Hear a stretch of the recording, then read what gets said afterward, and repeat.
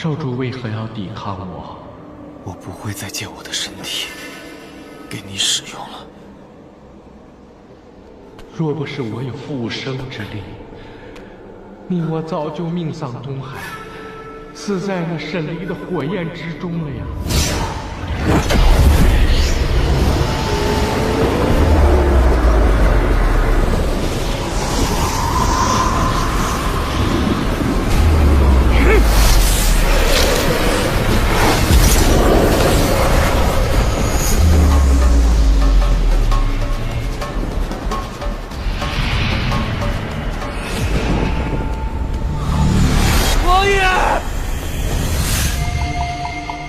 是我以全部肉身之力保你周全，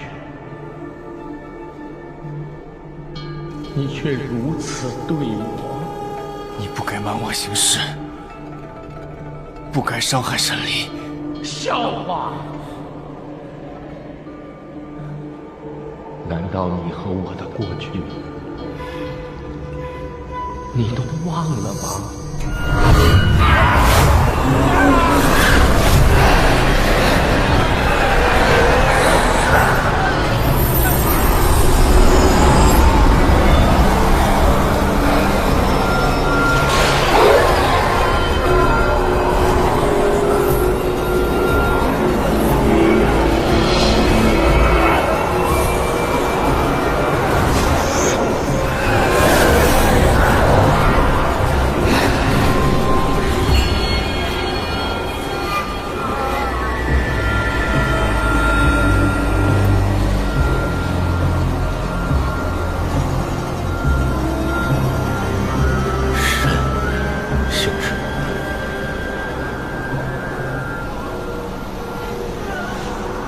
少主，记住这个人，上过的神行止。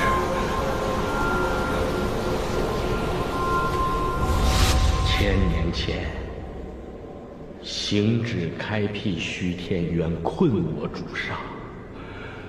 若不是我救出少主，怎会有如今的光景？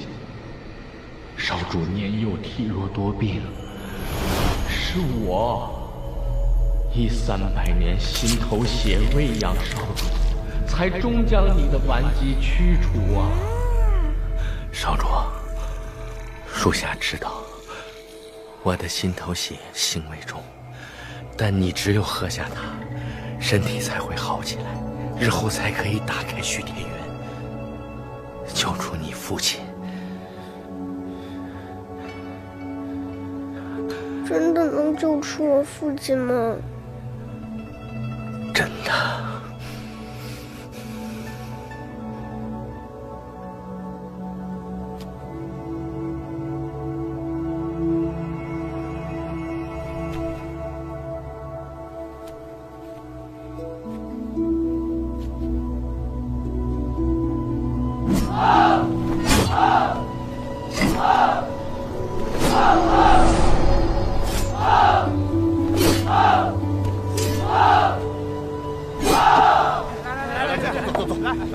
来，满上，好，给你大口啊！来，干！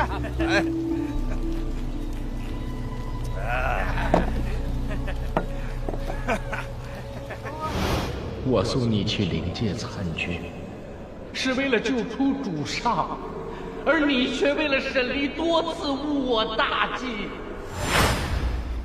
让沈离嫁去仙界，便无人看守虚天元，这更有利于我们行事啊。可少主啊，少主，你为何要故意被他所伤，帮他逃婚呢？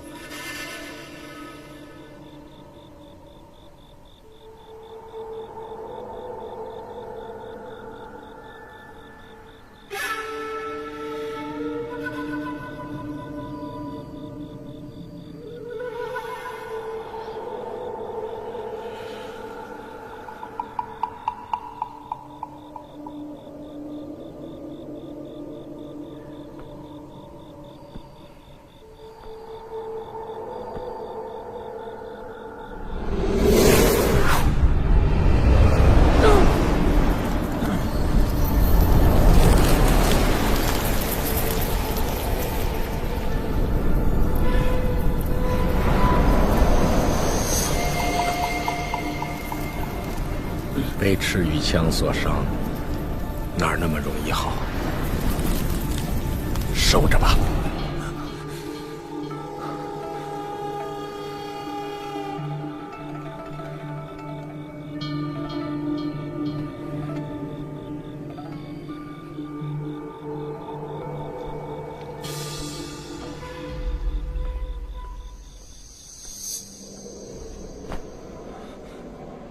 少主啊，少主，你当真被儿女私情迷了眼睛吗？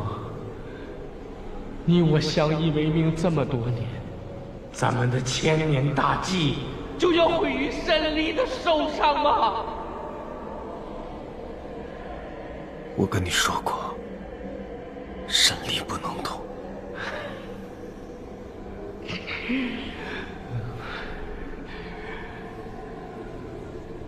你的这份仁慈，为什么不在离开王都的时候用上呢？我清楚地记得，有一个将军想要把你从傀儡的手中救出来，是你用剑杀了他。还有你最亲密的战友。别说了，我偏要说。别说了。你若忘了，我跟你说别说了，我跟你说别说了。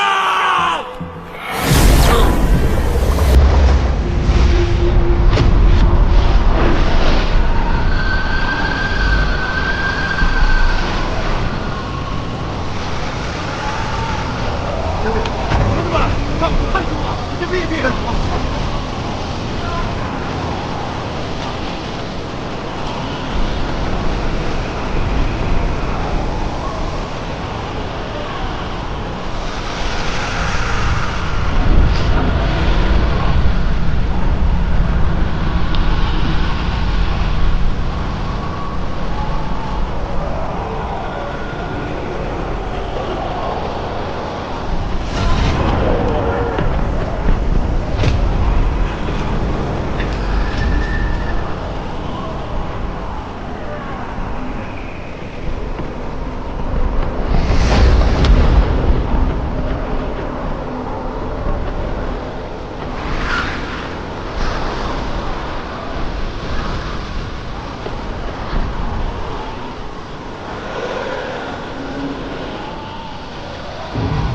薛天渊的奉祀是你等着。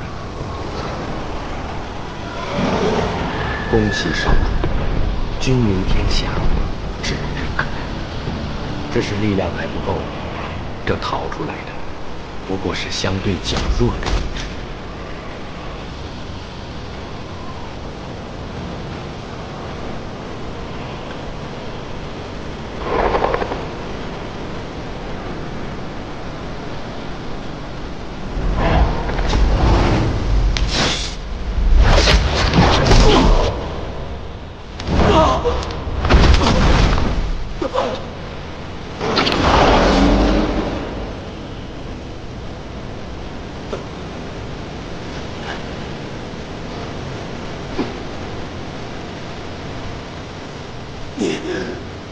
少主，你是流明之子，也是偷满这灵剑，如此行事，真是不巧啊！都让他知道了。我等竟被你蒙骗了这么多年，要怎么做？还用我教少主吗？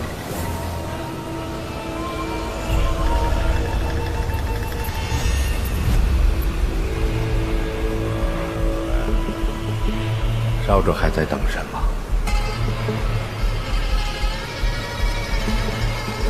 等他换来更多的人，让你杀吗？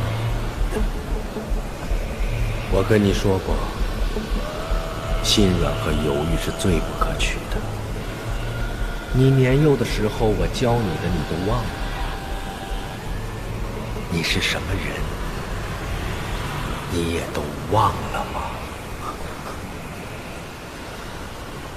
云存和王爷都托你了。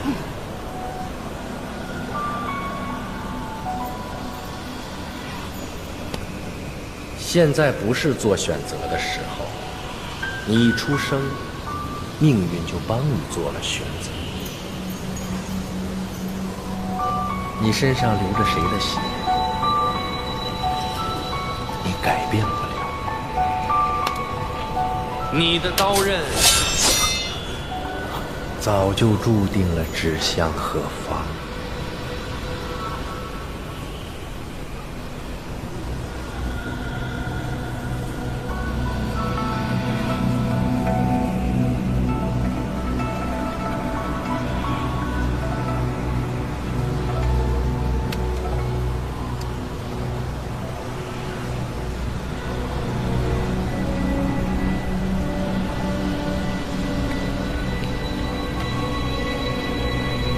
如果他活着，你就再也回不了灵界了。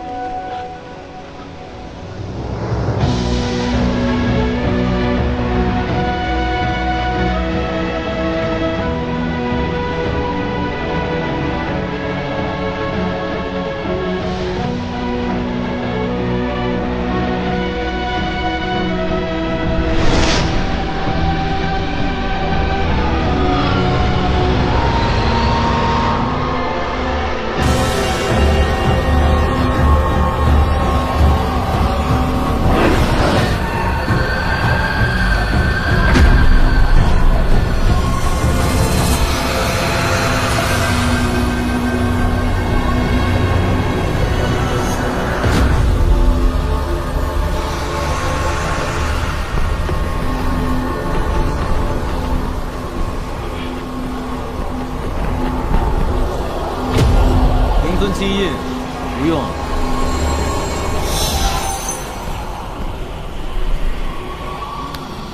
得再找其他的了。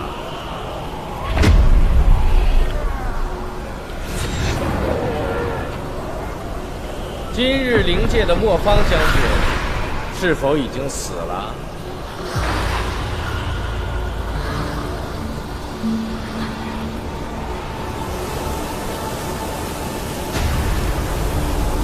既然已经对灵界动手，那便停不下来，审离他。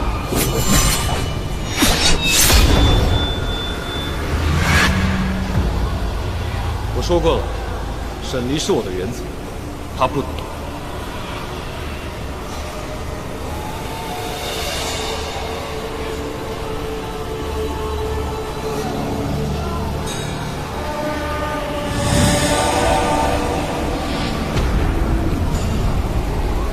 少主，这可由不得你呀！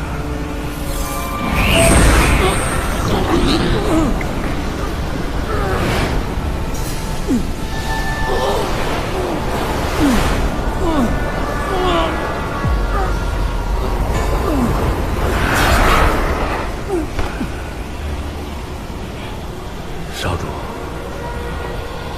你便休息几日吧。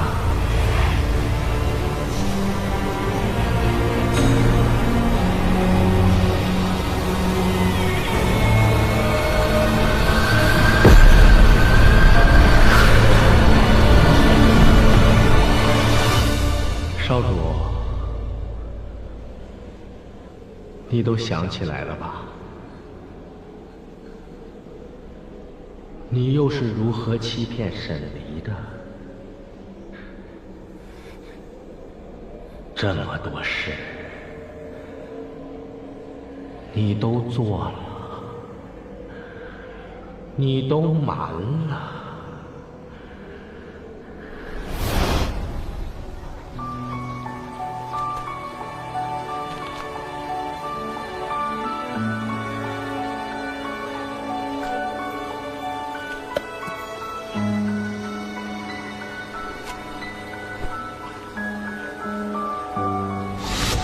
早就回不了头了。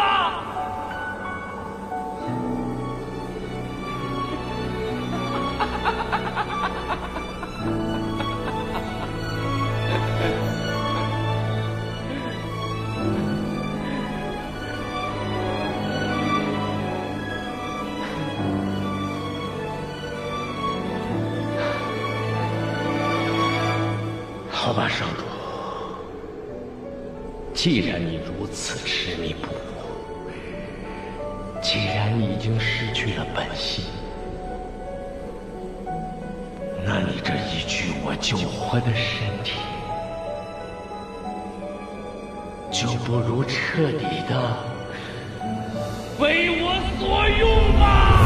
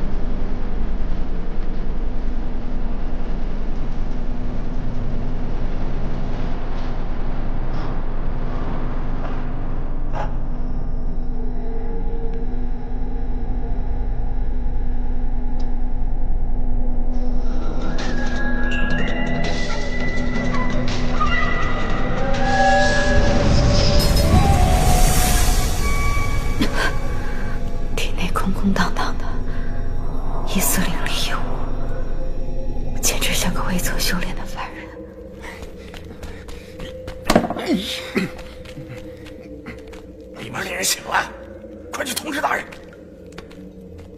这回怪得很啊！你想想，大人在房间里那么长时间没出来，只用这一个阵法困着这个碧苍王，我要是贸然前去，会不会？我让你去你就去，哪儿那么多废话呀？以后耽误了大人的事，你我吃不了兜着走。去，去呀！他们要练什么，你就主动催化催化，给他们就好了。有什么不能招的？这个法阵每天这么取你的血，你不嫌痛我都看恶心了。你看看我，堂堂北海三皇子北小炎，我连内丹都给他们了，不照样活得好好的吗？知道与我一同落难的人不开心，我便安心了。碧苍王神力，今天你能听见啊？嗓子也是好的。你好不容易有这么美丽开头的一天，你说话就不能悠着点儿？这种鬼地方，怎么开头也都不会美丽的。我倒是希望我日日皆是五感全失。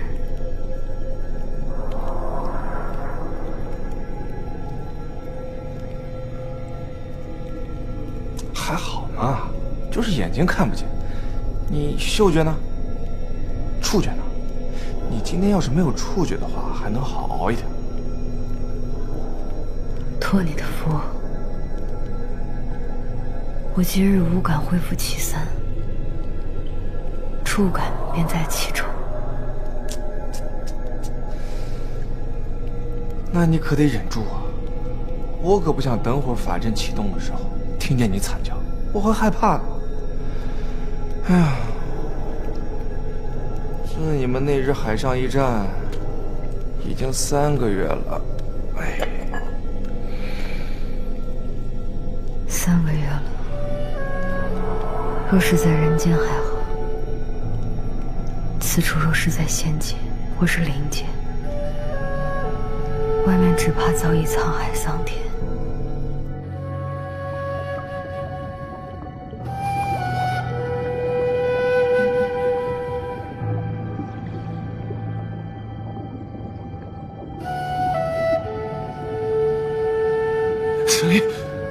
神君醒了。神君，你可算醒了！来，慢点，慢点。神君，你身上这些被天道力量所反噬的伤，我们根本就治不了，只能就近将你带回东海龙宫。3个月了，整整3个月了，你可吓死我们了！是啊，找到了吗？找到了。在神君昏迷的这3个月里，小王差遣了无数解冻的虾兵蟹将，终于在海底的一处寻到了那残枪的遗迹。经过灵界军事鉴定，那确实是毕苍王生前所持之枪。他们还想要回去，我是费尽口舌，苦口婆心，终于给您留下来了，就在此处。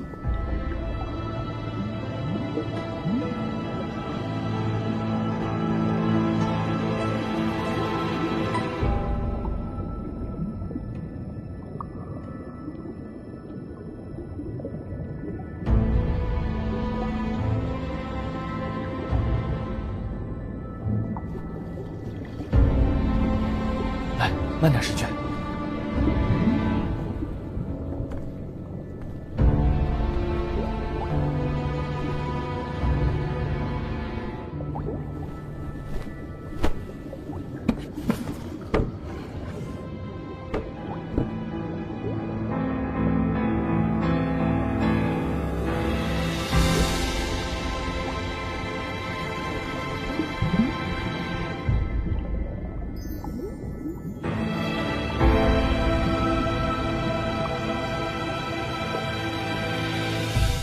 灵界的人怕是以为你已经战死了。不知灵尊的伤势恢复的如何？都城恢复秩序没有？肉芽和旭旭会不会哭？还有天外天的神君会不会也有几分感慨？失了些许淡然，只是星矢身上的背负太多，他不能失去那份淡然。便是3界皆悲，他也不能有一分动容。这是神明应有的态度。当初那般怒，那般避，可终究还是躲避不过。早知有今日，当初就应该对沈离好一点，更好一点，至少护得他不会受那么重的伤，哪怕让这茫茫3界古今诸神、浩渺天道全都知道。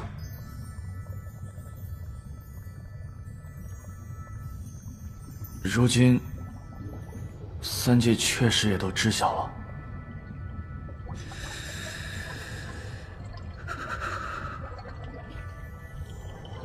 只可惜他听不到了。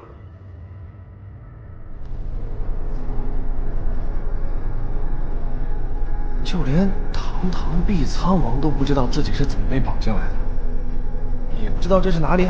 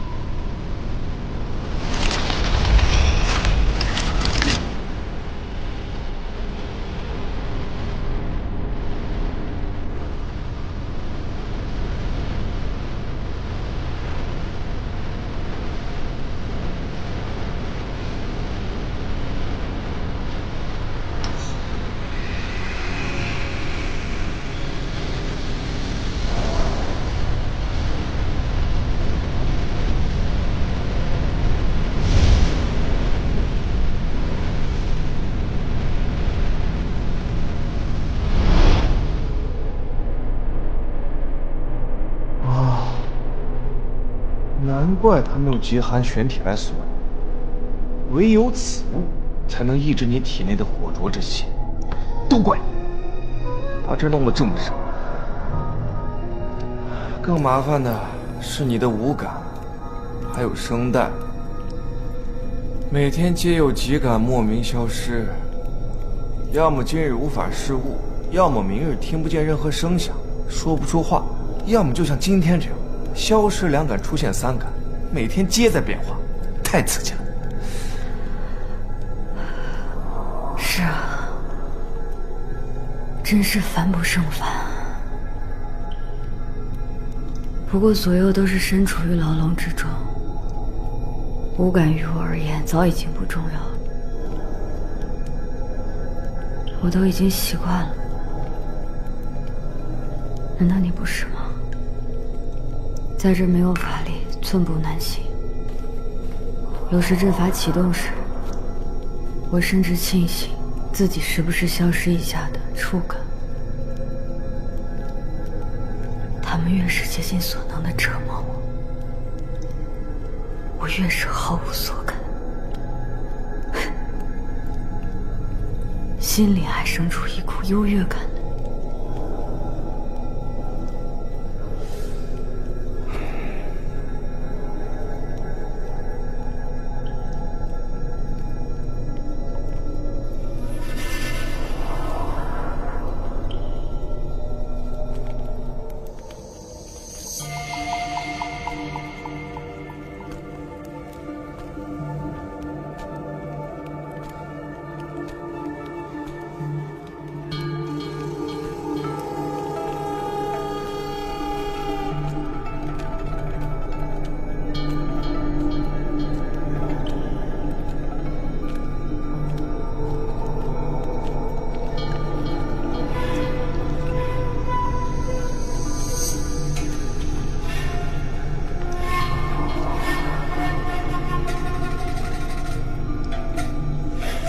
王爷可还安好啊？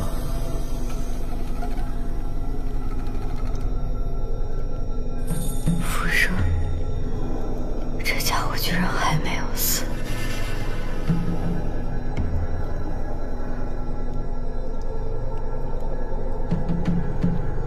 原来你复生之命，是去赐你的复生之力。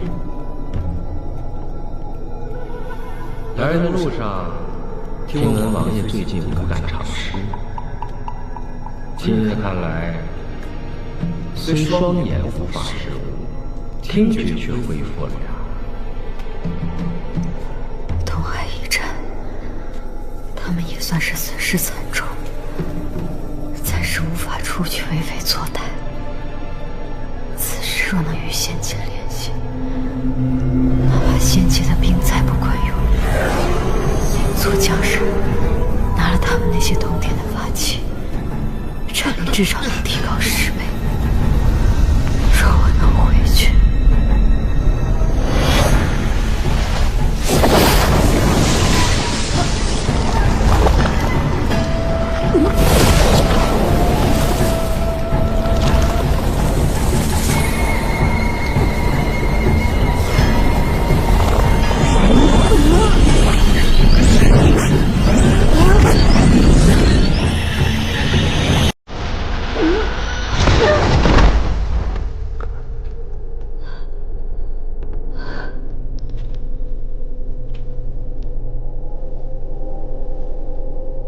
月吗？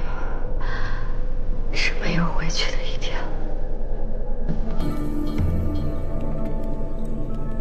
3个月了，我已有些难了。王爷，还不愿意主动交出碧海苍珠吗？碧海苍珠，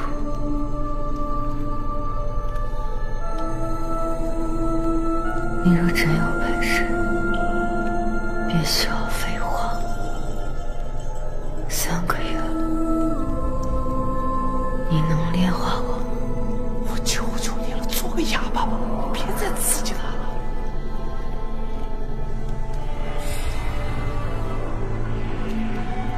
王爷五行为火，又是凤凰之身，东海之上一场涅槃，将碧海苍珠融入了血液之中，这世间所有的力量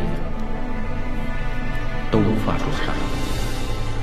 确实，这小小的法阵无法炼化你，王爷不肯配合，那就别怪我不客气了。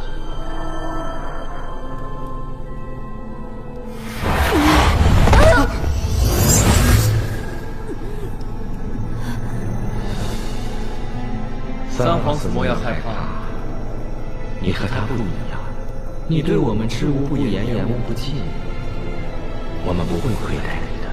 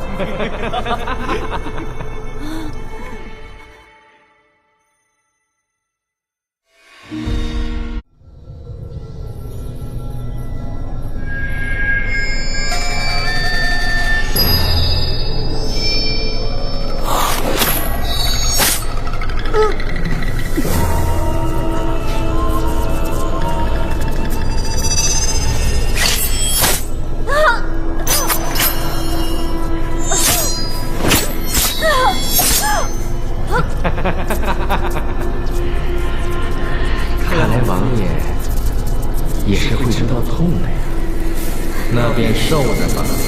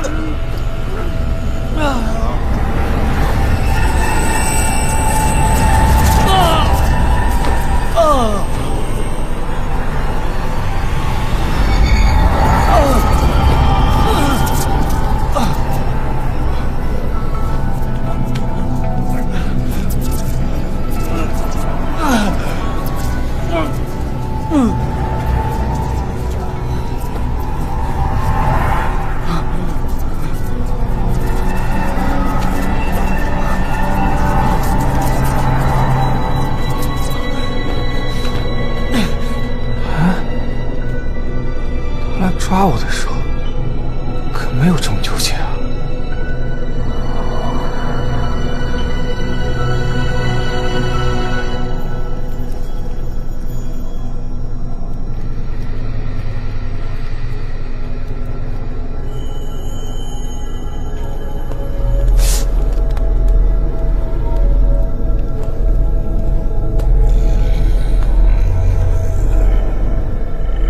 哎，你没事吧？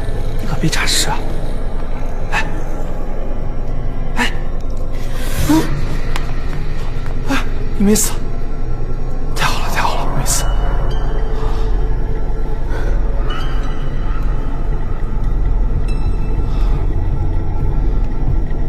将北海所有的情报都告诉他们，令北海王族王权被夺，使其成为傀儡。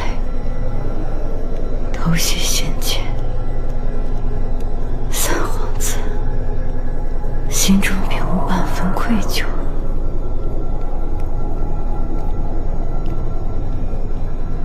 我自然愧疚，可是我也没有办法，我又不是你，我受不了这样的痛苦。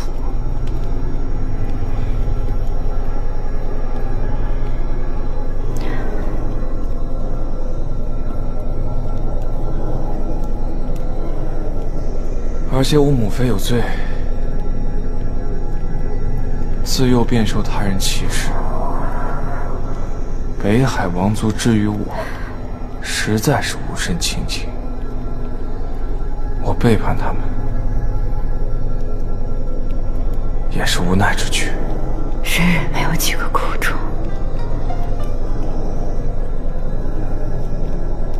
但是背叛总是让人难以原谅。人不为己，天地诛。你又何苦与他们嘴硬呢？这个阵法已经开始生效了，你就把那什么珠子给他们就完了，你也能少受点苦啊。绝无可能。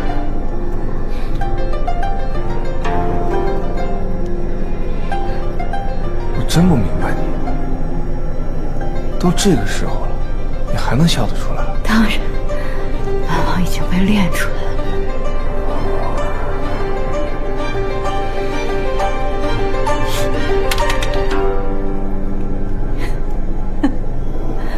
练出来了。丝线阵法已经开启，不出3日，沈离体内的碧海苍珠就能被我炼出。少主啊，碧海苍珠，咱们就要到手了。认命吧！待我取出了碧海苍珠，沈离那具残破的躯体，任你处置。我说了，沈离不能动！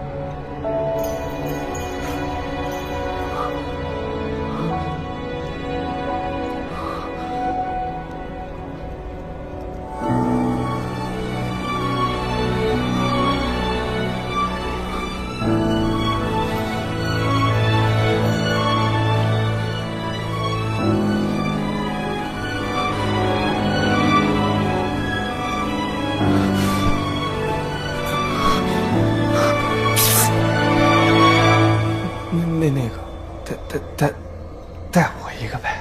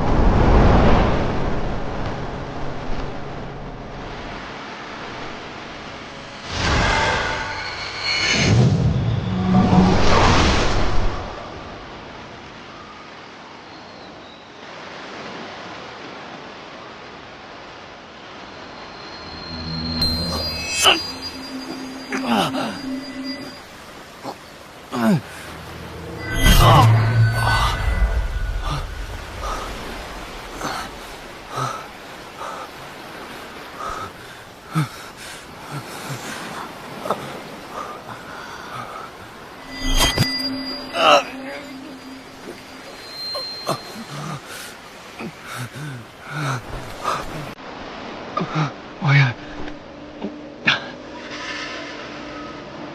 竟然是魔法把我救了出来，他又背叛了福寿魔。可就算今日口能言，我对他已经无话可说。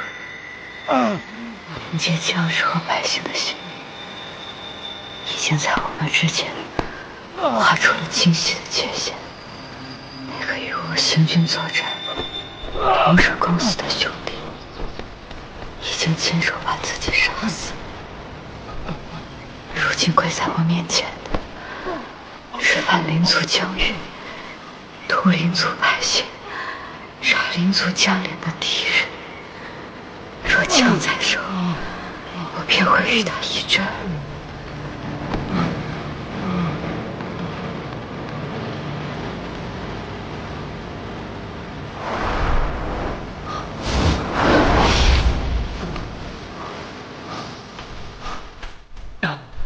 王爷，来不及，去世点定了。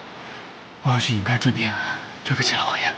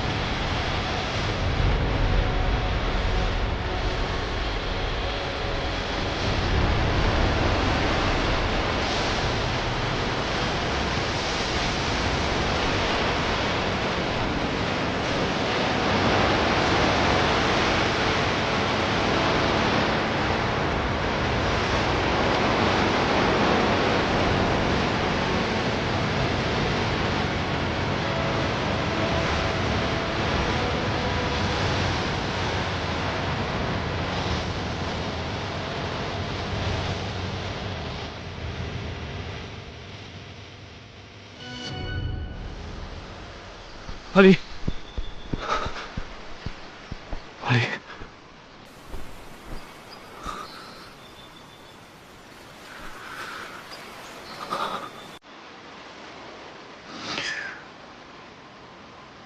你这是救了我一命。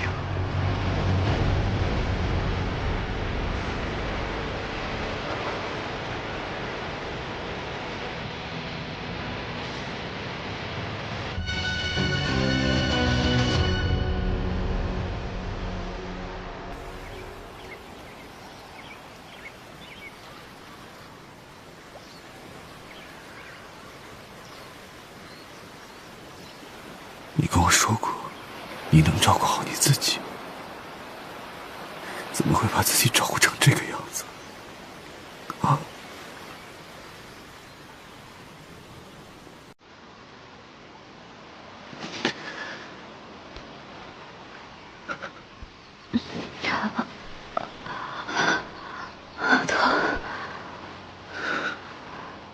你从来不会在人前喊疼。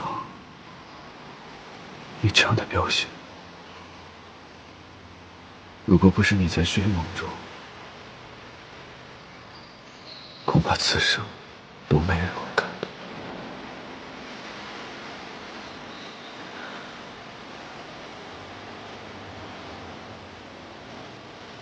真应该好好教训你一顿。你这个逼草，你为什么这么逞强啊？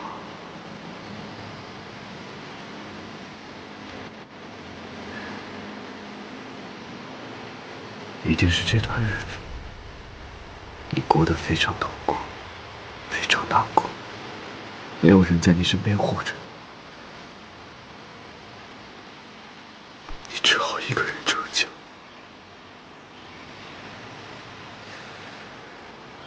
从此以后，我会一直在你的身边护着你，不管是天为天塌，还是三界绝亡，我定会护你无虞，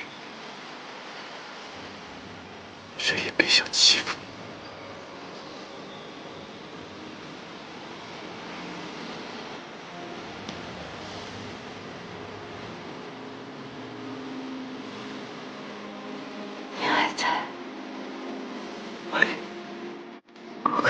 记错。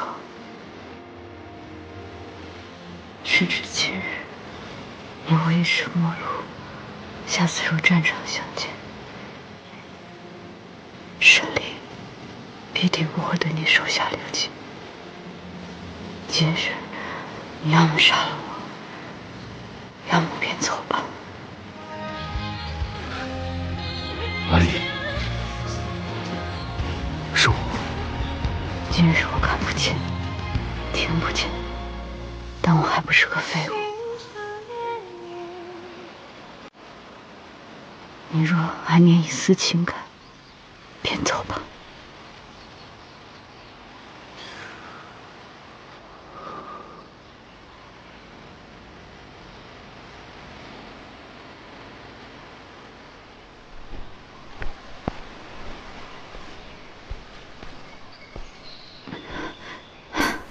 大胆，放本王下来。从今往后，我不会放手。莫方不会如此僭越。你是谁？既然你看不见也听不见，便也不知道我是谁。这些天我如此寻你，你太让我伤心了。你身上有海水的味道，可是附近的渔夫。渔夫？我不管你是谁，也不知道你要做什么，但你且听好，我非寻常人。你看我这一身不同寻常的伤，便该知道。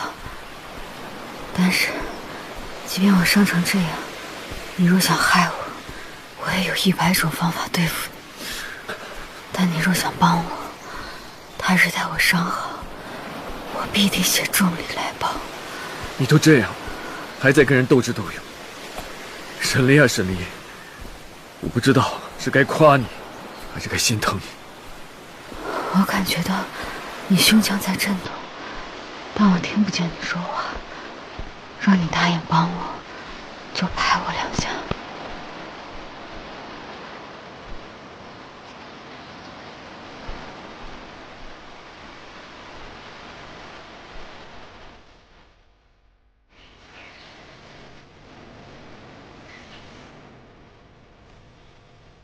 已经连着3天没有恢复视觉了。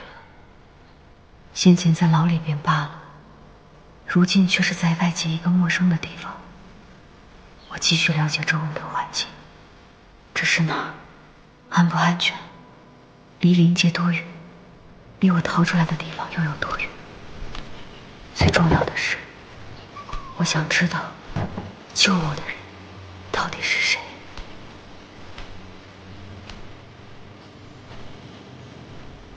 他应该是个渔夫，不爱说话。这3天里，便是听觉恢复时，也没有听过你说话。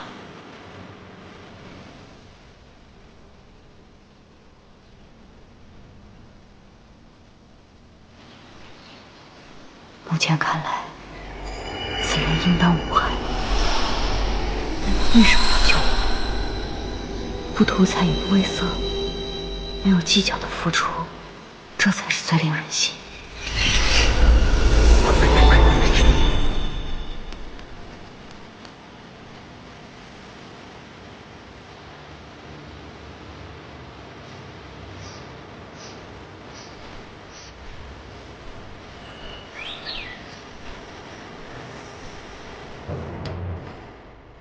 此时的我也是个废人，只能躺在床上有人伺候，实在挫败。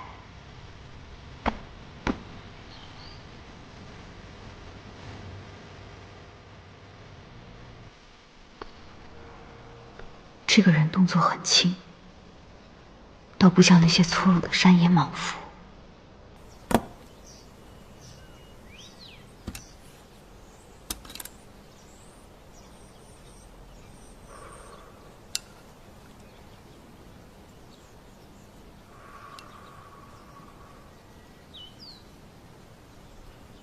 是中午还是晚上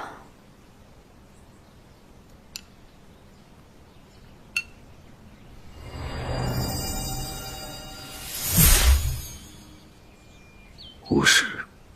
这是哪哪儿？东海边上。魔方竟然把我送到了东海边上，他难不成指望有谁还能将我捡回去吗？灵族一旦确认的事，便不会再抱有任何不切实际的幻想。我失踪已这般久，灵尊定是认为我死了，哪还会派人来寻我？至于仙界，愿望没人会来寻我吧。虽说我御剑行止之后，好似每次战斗都会受伤，但每次行止也都会恰恰救了我的命。而这次，我自己来。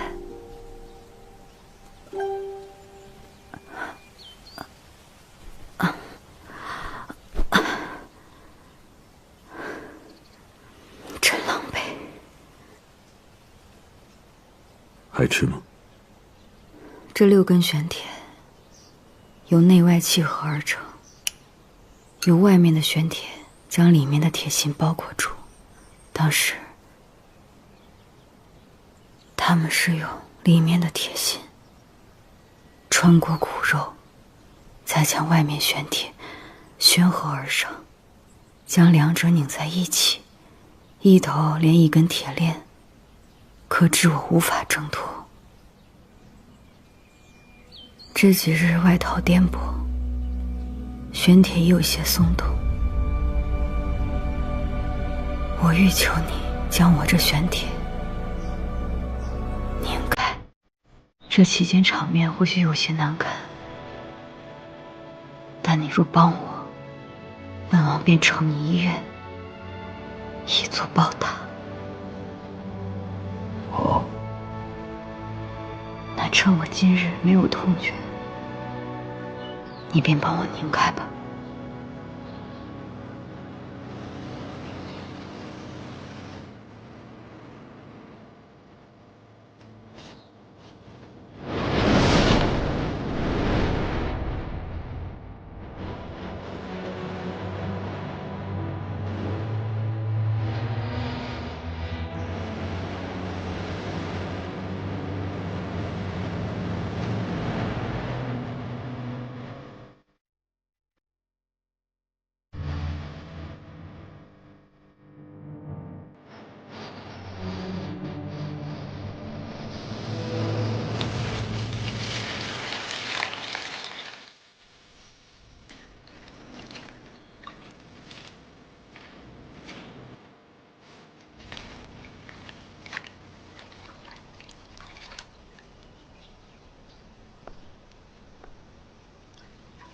没想到你做事如此仔细，可有修道的想法。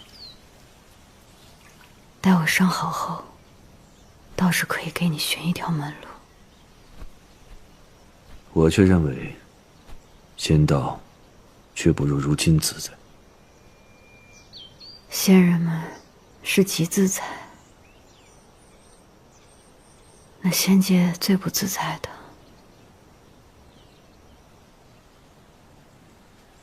怕仅仅只是那一人。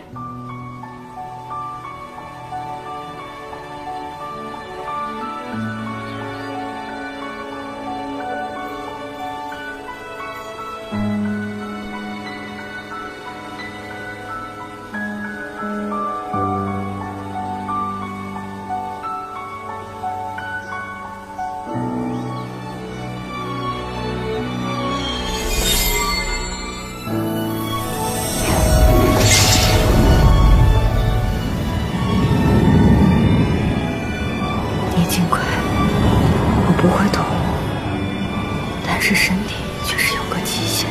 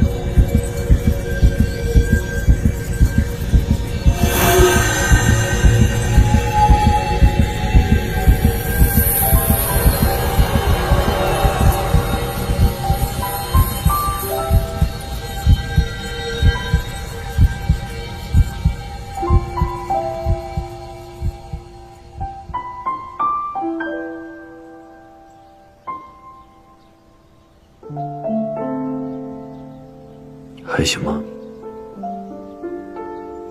可以，继续。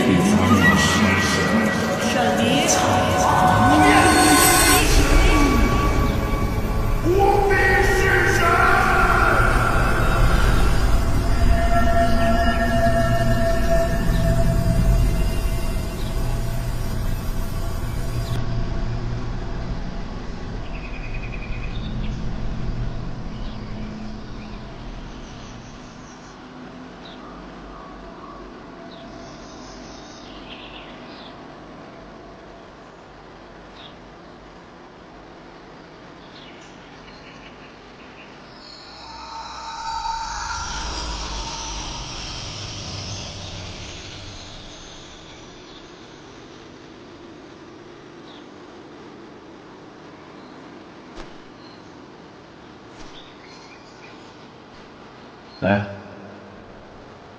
过来晒太阳。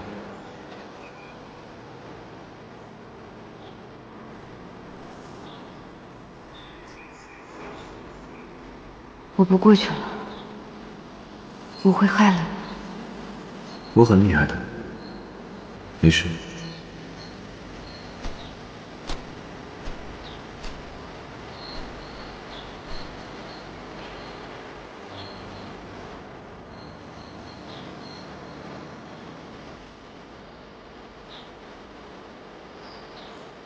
我知道自己应该离开这个怀抱，我们的责任都逼迫着我们两人应该渐行渐远。但是，愿上天仁慈，原谅我这一刻的无法挣脱和不管不顾。就让我做完这一场梦。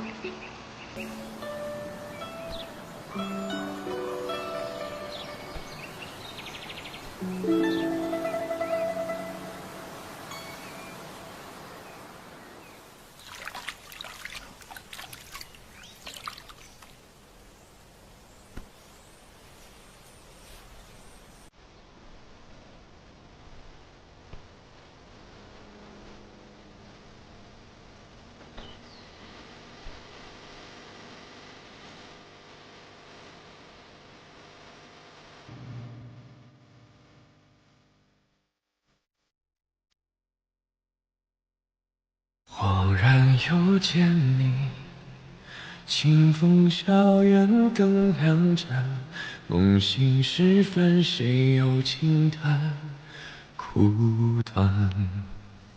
眼前未见你，沧海无从更辗转，只与星空余年无常安暂。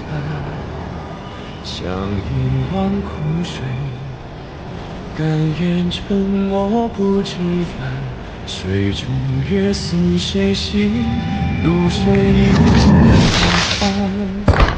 长夜太寂寥，有你方可度彼岸，无所求，为你空乏。斩断秋落，只剩续一场梦，穿动心间，愿速回，初相逢，今是天地冰封，回忆太汹涌，满目的风，苍茫之中相拥。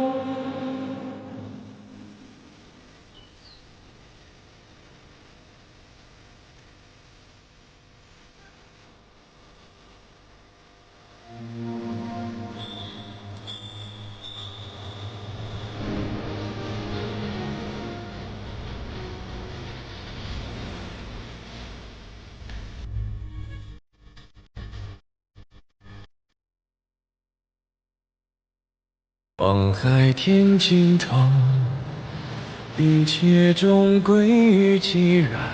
细雨勒送幻觉，如朝露飘散。努力于世间，遥想昨日何为盼，无所谈，只求无憾。斩断囚笼，只剩续一场梦，转动星辰，愿速回初相逢。仍有万物同在，同一片星空。他愿归来，遨游碧海苍穹。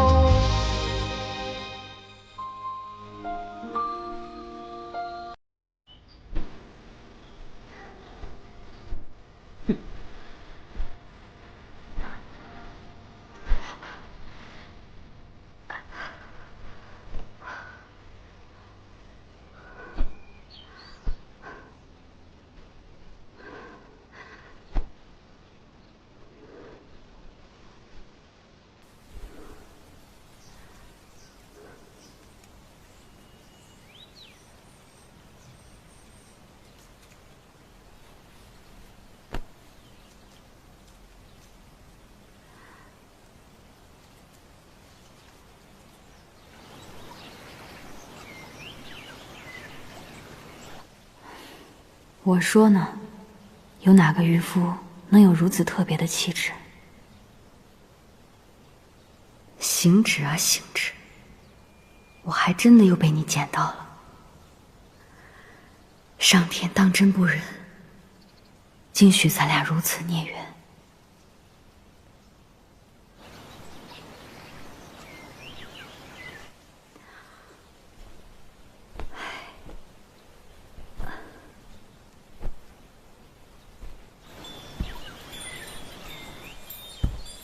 你救了我，却不点名，不说破，是因为你猜到了，如果我知道身边的人是你，就一定会离开。我们都清楚对方身上的责任，也都能猜到对方会做的选择，但你猜不到，碧苍王沈离并非无心之人。我也会软弱，也会想要沉溺于温暖。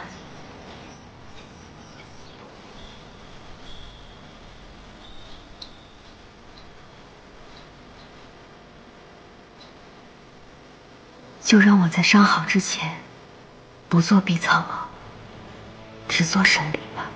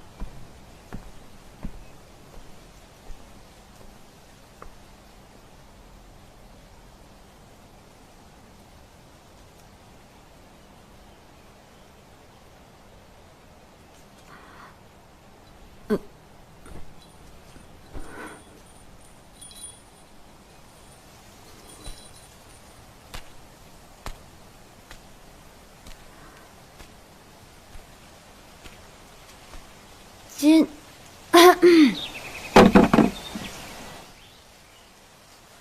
日倒是能失误了。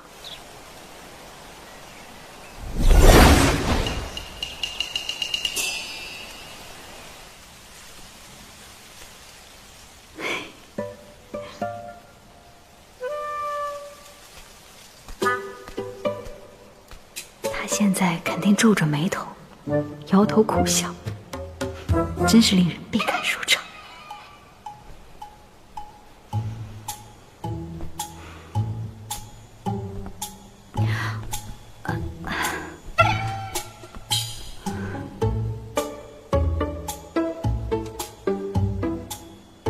姑娘是能看见了。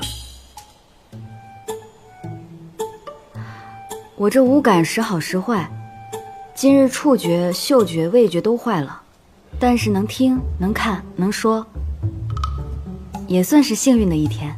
为何会如此？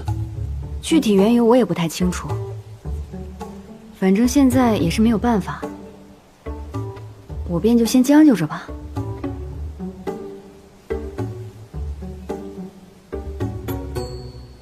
公子看起来粗犷，没想到说话却温和儒雅，彬彬有礼啊！